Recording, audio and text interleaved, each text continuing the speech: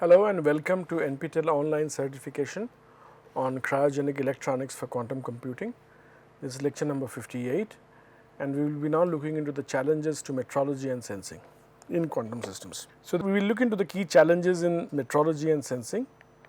So, as I discussed with you earlier also, that the primary problem is quantum systems are highly sensitive to external perturbations. So, if there is a thermal noise, there is a mechanical vibration, there is a presence of electromagnetic fields near the vicinity of the qubits, maintaining a stable qubit pattern or system is very, very difficult. And that is one of the major sort of problem while dealing with qubits. And what this does therefore is that this leads to coherence, and what happens therefore is that this accuracies and stability is coming under question, right. So, this leads to the loss of coherence, reducing measurement accuracy and stability. So, you will always have this problem of reduced coherence in a sense. The next part is calibration and traceability. As I discussed with you, it is very difficult for linking quantum standards to classical standards traceability.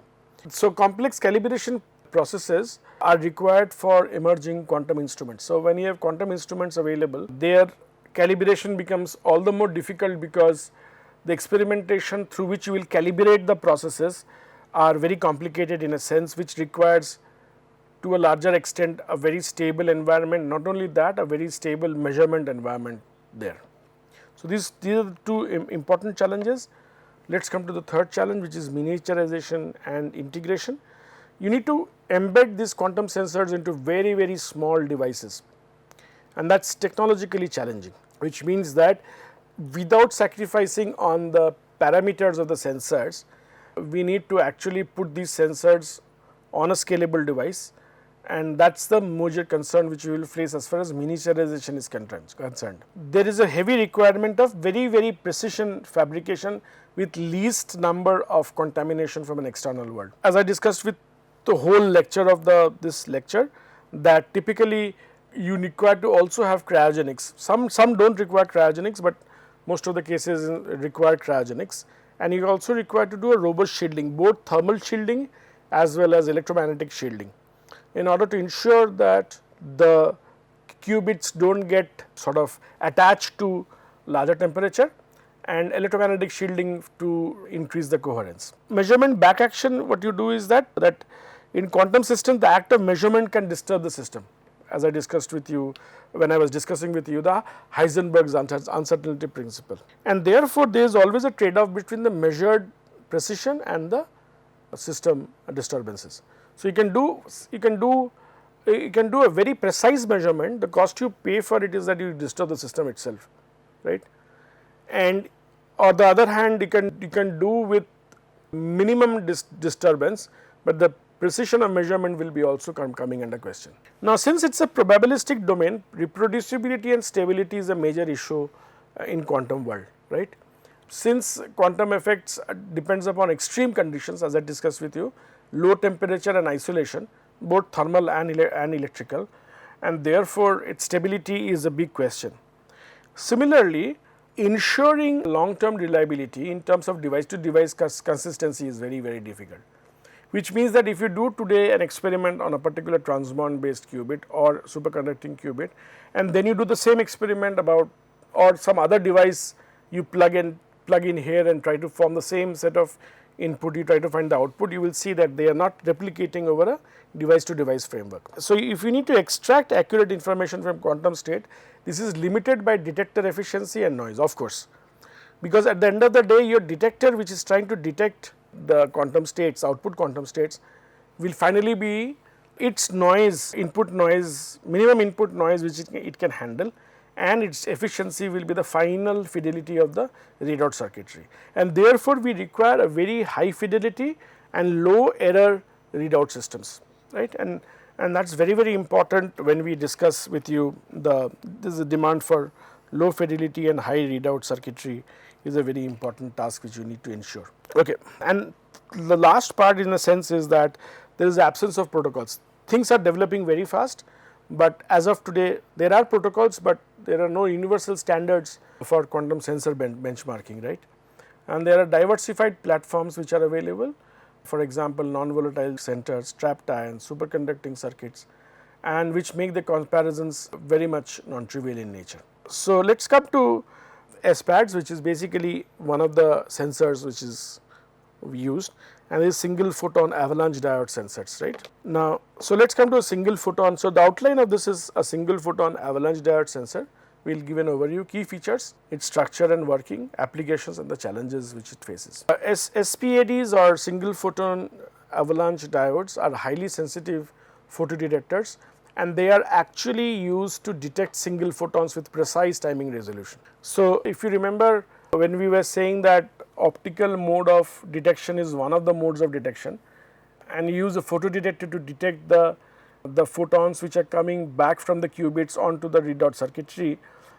Typically, since you do not want to disturb the state of the qubits itself, the incident photon may be 1 or 2 in number, and therefore, your SPADs should be so highly sensitive that they are designed to detect even individual photons with a precise measurement. And how do you do an avalanche? These photons comes, give the energy to a photosensitive device that generates electron hole pairs. Electrons are repeatedly getting bombarded, and you finally get a pulse at the output. From the pulse, you can predict what is the energy of the photon which is coming into the picture.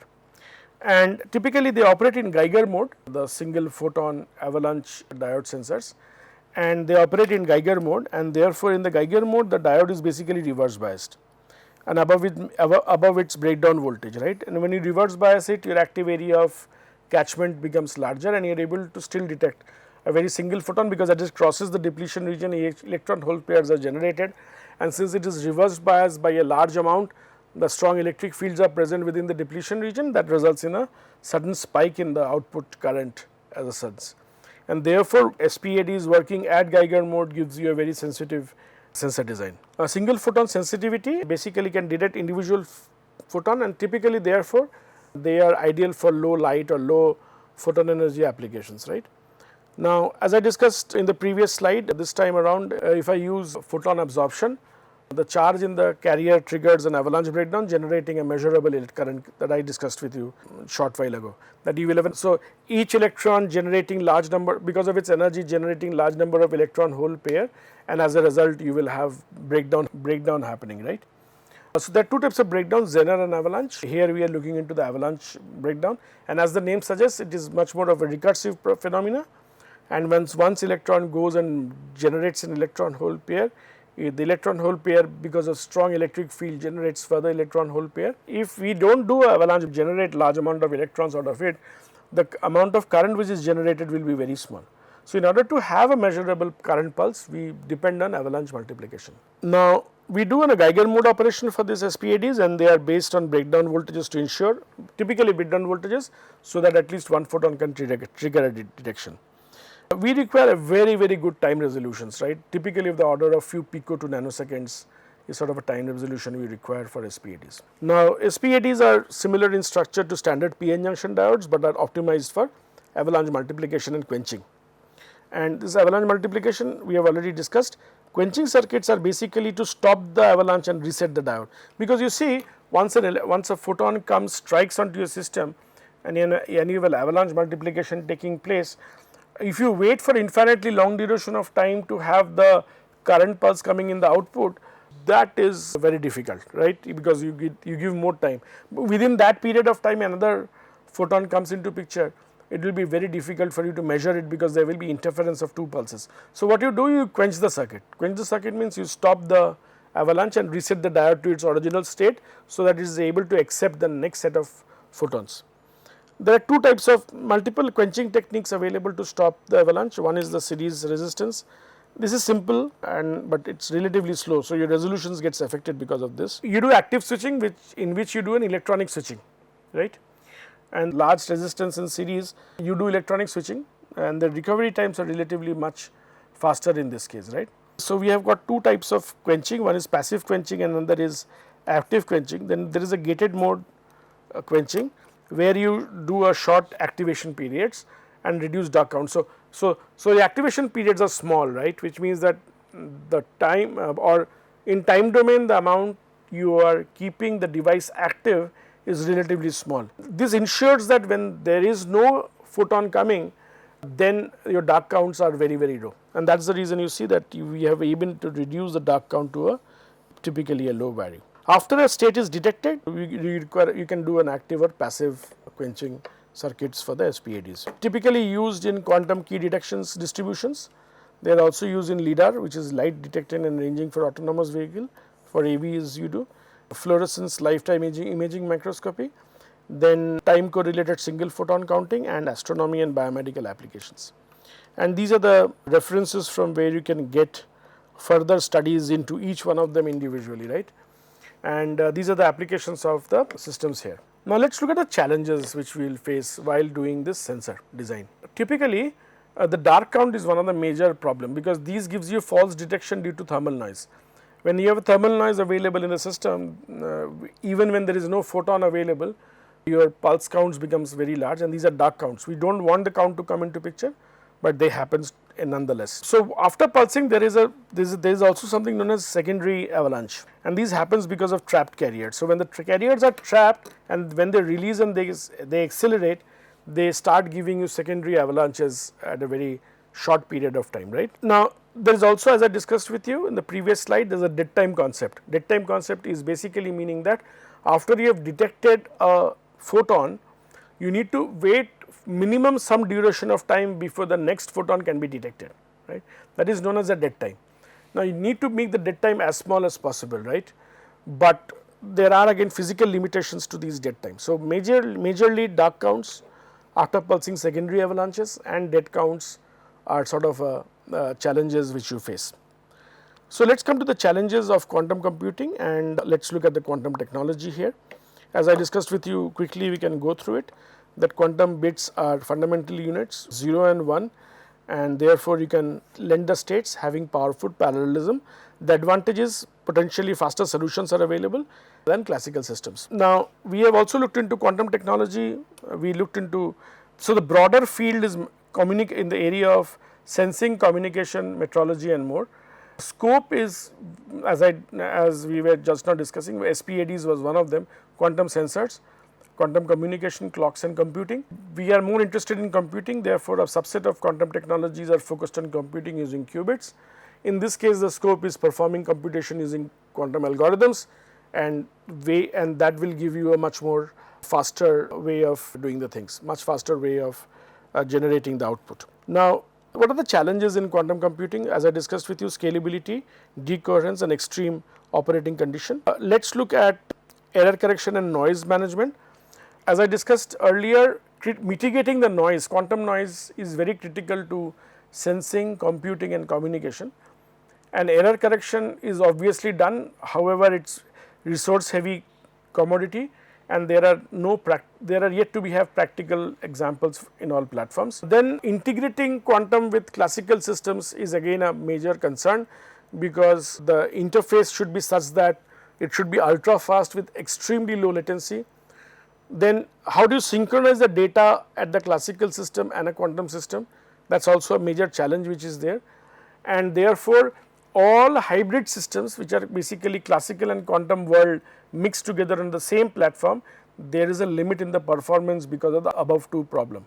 Now, there are no unified benchmarks or protocols to compare the technologies, and the certification therefore becomes difficult in terms of standardizations for the quantum technology. Another is high cost and resources. This is still a big challenge.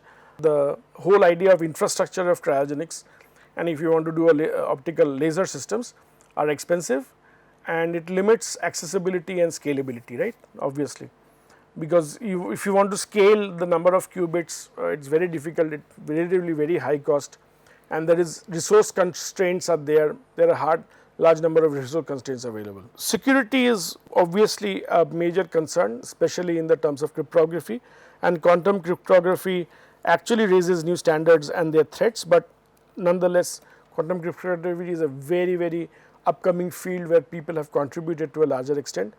From the government side, policy making and frameworks are still under progress, and we hope to have them. From the technical point of view, National Quantum Mission is one of them where we are working on the quantum technologies. There are various scientists, academics, researchers, both from from universities and industry, as well as from labs, various labs. They are trying to develop these technical frameworks. However, ethical and governance frameworks needs to be also highlighted. With the development of the hardware, right, with the development of the hardware which you are seeing, quantum algorithms and software has to be developed in parallel, and there is a need for new programming languages, right, and how do you how compilers are used, what various optimization tools can be used to utilize the full power of quantum computers. So, these are still an ongoing process. Designing a compiler and optimization is a big process to come into picture. You require to have new programming languages also to take care of the software side of it. As I told you many times previously, the quantum computers won't be able to replace as of now all the classical computers, but they will serve as a complementary technology. So, they will act as a complementary technology to the classical computers. So, we need to understand that efficient and reliable methods for transferring data from classical to quantum computers, and this is where the interface technology needs to also be developed, right. Interface between classical and computer needs to be developed in a proper sense. Now, let me come to the role of quantum sensing, real world application and integration and challenges. So, as I told you, quantum information processing manipulates quantum information and coherence to enhance data processing. Quantum QIP actually measurement precisely by reducing the quantum error, increasing the correction value and reducing the noise and decoherence. For better SNRs, this is basically signal to noise ratio. For better SNRs, we require to have an entangled probe states, and measurement protocols have to be optimized by quantum algorithms, right, and that is very important, that measurement protocols have to be optimized by quantum algorithms. So, this is another set of, there are another set of people who are working on the area of quantum algorithms more so. Now, quantum information processing also helps the precision limit to Heisenberg limit, and need to be as close to the limit as possible beyond the standard quantum limit, right. And typically they use quantum enhanced interferometry based on both optical and or atomic systems, and it applicable to phase estimation, Fourier transform and Bayesian inferences, right. It applies tools like quantum phase estimation, Fourier transform and Bayesian inference. So, these are the few areas where metrology has played a quantum role here. If you look at the real world applications, quantum clocks, atomic clocks are there, and they are basically very precise timing through QIP protocols. And another area is quantum magnetometry, which detects very small minute magnetic field using spin based quantum interferometry, especially used in geophysical as well as in space based technologies. What are gravimeters? And they are used for gravitational field sensing at various places, both at the earth. So, trying to find out the anomaly in gravitational fields using gravimeters have been going on for a long duration of time. Now, typically we need to integrate with the classical systems, right. So, and that's where quantum machine learning are coming up in a big way, where machine learning techniques are being used at quantum ends to analyze the pattern in a quantum sensor output. What are the challenges? Obviously, sensing and computation challenges. Then another major challenge is how do you integrate the QIP protocols with physical sensors. So, physical sensors are, say for example, an optical sensor or a temperature sensor. These are physical sensors which are based on physical aspects, right. How do you actually integrate this QIP protocol with these physical sensors? What should be the platform? What should be the modalities for integrating is a major concern as of now. Now, obviously, everything is finally limited by hardware limitation. So, as of now, proper functioning of circuits and systems at cryogenic is a major hardware limitation, right. We are not very sure how it works out in a sense. Similarly, sensing and processing is also a big challenge which people face in this case. So, let me recapitulate what we did in this lecture. We looked into, first of all, what is the quantum sensing challenges. We looked into sensing challenges, then we worked into metrology, right. Then we looked into what are the techniques for interfacing quantum with classical world, and finally we came into the real world application of quantum technology. So, with this we will finish this lecture. Thank you all for your patient hearing.